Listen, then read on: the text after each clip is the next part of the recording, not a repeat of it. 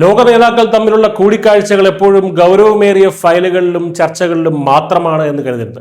ചിലപ്പോൾ അത് ഹൃദയങ്ങൾ തമ്മിലുള്ള മനോഹരമായ ചില സർപ്രൈസുകൾ കൂടിയാകും.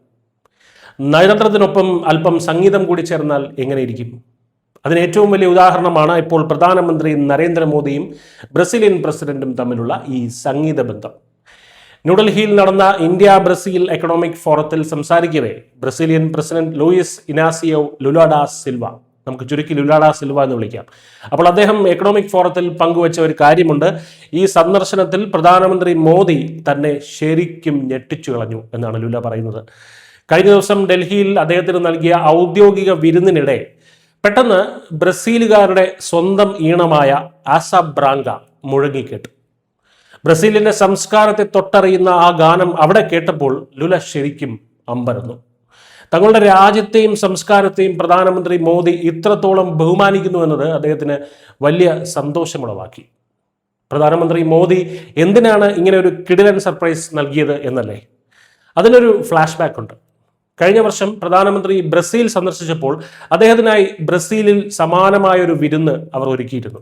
അന്ന് മോദിക്ക് ഏറ്റവും ഇഷ്ടപ്പെട്ട പാട്ട് ഏതാണെന്ന് ലുലയുടെ ടീം അന്വേഷിച്ച് കണ്ടെത്തി. അത് മനോഹരമായി പാടാൻ കഴിയുന്ന ഗായകരെ സാവോപോളോയിൽ നിന്ന് വരെ അവർ എത്തിക്കുകയും ചെയ്തു.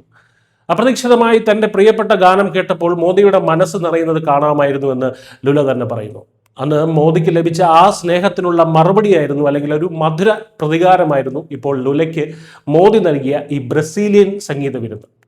സത്യത്തിൽ ഇതൊരു പാട്ടിന്റെ മാത്രം കാര്യമല്ല. വികസ്വര രാജ്യങ്ങളുടെ അഥവാ ഗ്ലോബൽ സൗത്ത് എന്ന് നമ്മൾ പറയുന്ന രാഷ്ട്രങ്ങളുടെ ശബ്ദമായി ഇന്ത്യ മാറുമ്പോൾ അതിനെ നയിക്കുന്ന പ്രധാനമന്ത്രി മോദിയോടുള്ള ലോക നേതാക്കളുടെ ആദരവ് കൂടിയാണിത് കാണിക്കുന്നത്.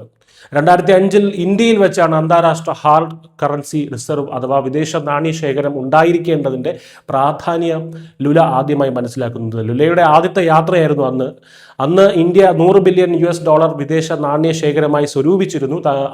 തങ്ങളുടെ അന്താരാഷ്ട്ര കരുതൽ ശേഖരം വർദ്ധിപ്പിക്കണമെന്നും തങ്ങൾക്കൊരു അധിക കരുതൽ ശേഖരം ഉണ്ടായിരിക്കണമെന്നും ഉറപ്പിച്ചുകൊണ്ടാണ് അന്ന് ലുല ബ്രസീലിലേക്ക് മടങ്ങിയത്. രാഷ്ട്രങ്ങൾ തമ്മിലുള്ള ബന്ധം വെറും കരാറുകളിലും ഫയലുകളിലും ഒതുങ്ങാതെ ഇതുപോലെ പരസ്പരമുള്ള സ്നേഹവും ബഹുമാനവും കൂടിയായി മാറുമ്പോഴാണ് അത് ശരിക്കും അർത്ഥവത്താകുന്നത്.